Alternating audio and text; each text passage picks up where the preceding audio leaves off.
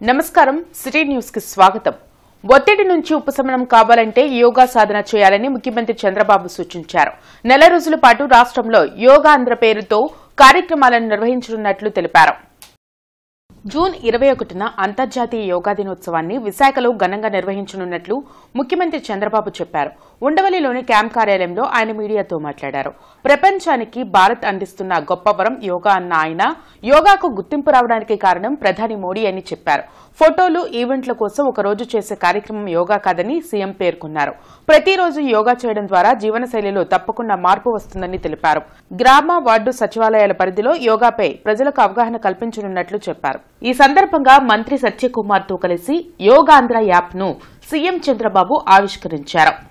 ఒక రోజేదో సింబాలిక్ గా చేయడం, లేకుంటే ఫోటోల కోసం చేయడం, ఈవెంట్ కోసం చేయడం కాదు. ఇది ప్రతి ఒక్కరిలో ప్రగాఢమైనటువంటి మార్పు తీసుకొచ్చే విధంగా, వాళ్ళ జీవన శైలిలో భాగంగా ఉండేట్టుగా, అంటే it is a part of their life. దీన్ని మనం ముందుకు తీసుకుపోవాల్సిన అవసరం ఉంది. దీనికి యోగాంధ్ర 2025 అదే సమయంలో ఈ మంత్ లాంగ్ మనం చేసే కార్యక్రమాల ద్వారా ప్రతి ఒక్కరిలో చైతన్యం తీసుకురావడం. యోగా అనేది ఒక పాజిటివ్ థింకింగ్ ని అలవాటు చేస్తుంది. ఎప్పుడైతే పాజిటివ్ థింకింగ్ వచ్చినప్పుడు హెల్త్ గాని, వెల్ బీయింగ్ గాని ఆటోమేటిక్ గా బెనిఫిట్ అవుతాం.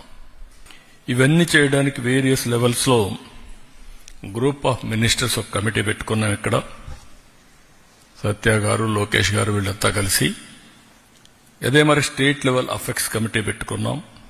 District level committee, municipal level committee, mandal level committee, final గా గ్రామ లెవెల్లో కూడా సచివాలయం ఆధ్వర్యంలో అక్కడ పంచాయతీ అవన్నీ కూడా పెట్టి ఇటు ప్రజాప్రతినిధుల్ని, అధికార యంత్రాంగాన్ని, ప్రజల్ని అందరినీ భాగస్వాములు చేస్తాం. మంగళగిరిలోని ఏపీ ఆర్థిక శాఖ ప్రధాన కార్యాలయం నిధి భవన్లో అగ్ని ప్రమాదం జరిగింది. ఉద్యోగులంతా విధుల్లో ఉండగానే 2వ అంతస్తులో మంటలు వ్యాపించాయి. దీంతో ఉద్యోగులు భయంతో పరుగులు తీశారు. అగ్నిమాపక సిబ్బంది మంటలను అదుపు చేశారు.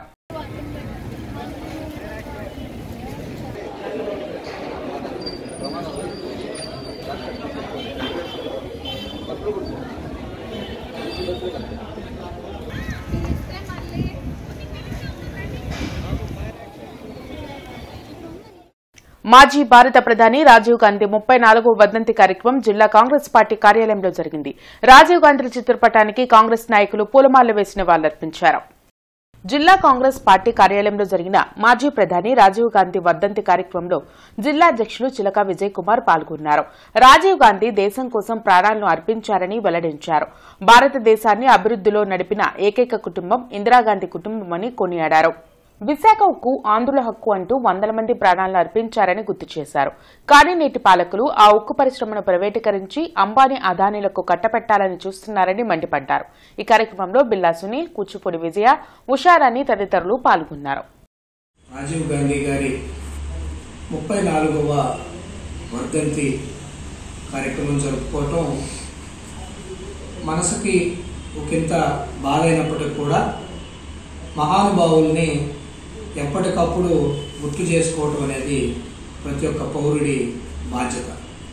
విశాఖ ఉక్కు ఆంధ్రుల హక్కు అనే నినాదంతో కొన్ని వందల వేల మంది ప్రాణత్యాగాలతో, కొన్ని లక్షల మంది లాఠీ దెబ్బలతో ఏర్పడినటువంటి ఈ విశాఖ ఉక్కుని కేవలం మీ స్వార్థ రాజకీయాల కోసం, మీకున్న కేంద్ర ప్రభుత్వ అవసరాల కోసం గత ప్రభుత్వం కానీ, నేటి ప్రభుత్వం కానీ దాన్ని ప్రైవేటీకరించి అంబానీ, అదానీలకు కట్టబెట్టాలని చెప్పని చూస్తా ఉన్నారు.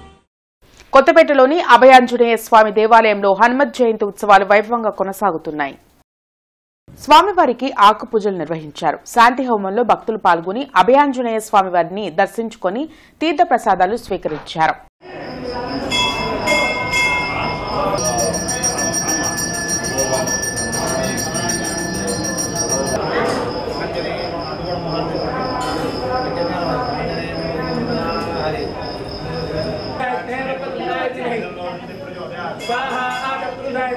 ఓం శ్రీం హ్రీం క్లీం క్లోం గంగణపతయే స్వాహ ఓం వక్రతుండాయ దేవతందోర్య స్వాహ అత్రుషాయతే వక్రతుండాయ తన్నోదాస్వే నక్షత్రారూపం అస్మి స్వాహ నారాయణాయ విద్మహే వాసుదేవాయ. బంగాళాఖాతంలో ఏర్పడిన ఉపరితల ఆవర్తనం కొనసాగుతుంది. దీని ప్రభావంతో రాష్ట్ర వ్యాప్తంగా అనేక ప్రాంతాల్లో ఓ మోస్తారు నుంచి భారీ వర్షాలు కురిసే అవకాశం ఉందని వాతావరణ శాఖ అధికారులు తెలిపారు. తీరం వెంబడి 40 నుంచి 50 కిలోమీటర్ల వేగంతో ఈదురుగాలులు వీస్తాయని చెప్పారు. పిడుగులతో కూడిన వానలు పడే అవకాశం ఉన్నందున ప్రజలు అప్రమత్తంగా ఉండాలని అధికారులు హెచ్చరించారు.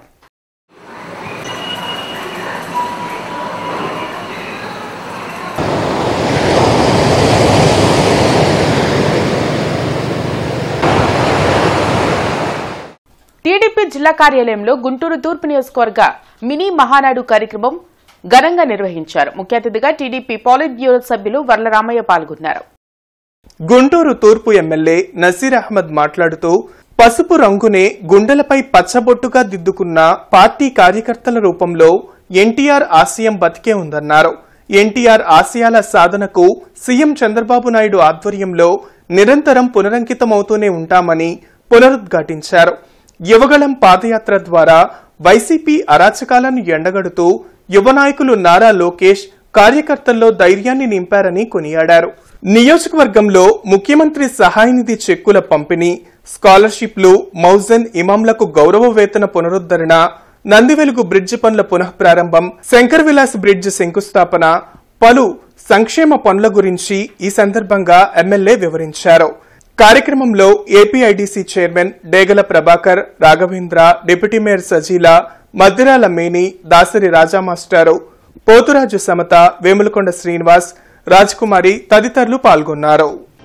ఎందుకంటే అధికారంలోకి వచ్చిన తర్వాత మొదటి మహానాడుగా రాక్షస ప్రభుత్వాన్ని పారదోడడానికి ఎంతో కష్టపడి గత 5 సంవత్సరాల నుంచి ఎన్ని పోరాటాలు ఉద్యమాలు చేసి ఎన్ని కేసులు పెట్టినా కూడా భయపడకుండా మీరందరూ కూడా ఎత్తినటువంటి పార్టీ జెండాను దించకుండా అహర్నిశలు పనిచేసినటువంటి కార్యకర్తలందరికీ కూడా ఈ మహానాడు ఒక వేదిక.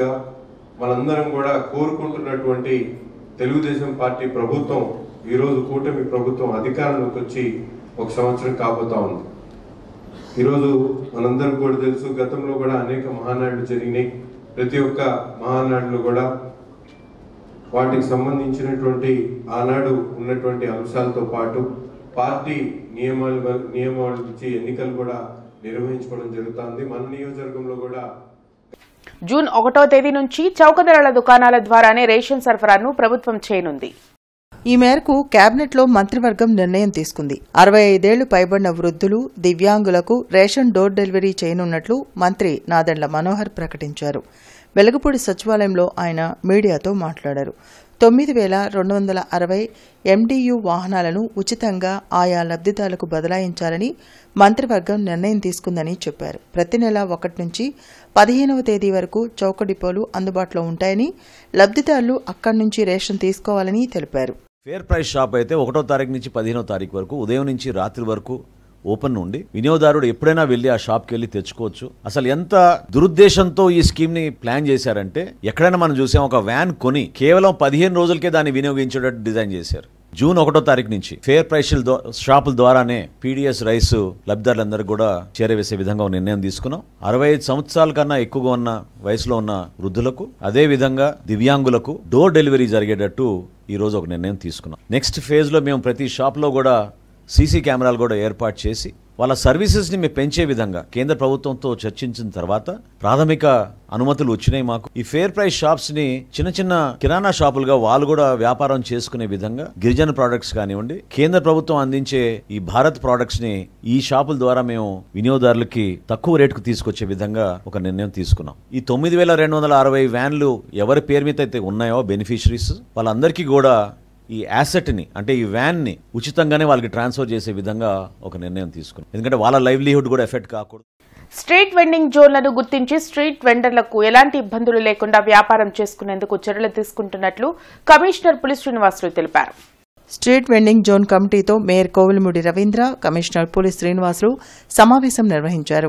గతంలో స్ట్రీట్ వెండర్లకు గుర్తింపు పొందిన వారు ప్రభుత్వ పథకాలను పొందారని, అందులో చాలా మంది అనర్హులుగా ఉన్నారని కమిషనర్ తెలిపారు. మొత్తం ఎంటైర్ స్టేట్ యూనిట్గా తీసుకొని అందరూ మున్సిపల్ కమిషనర్స్కి దీని మీద మున్సిపల్ అథారిటీస్కి డైరెక్షన్స్ ఇవ్వడం జరిగింది. దీనిలో భాగంగా మనం ఏం చేస్తామంటే ఈ డైరెక్షన్స్ మేరకు first street vending act rules ప్రకారం ఇంప్లిమెంట్ చేయడానికి కావాల్సినటువంటి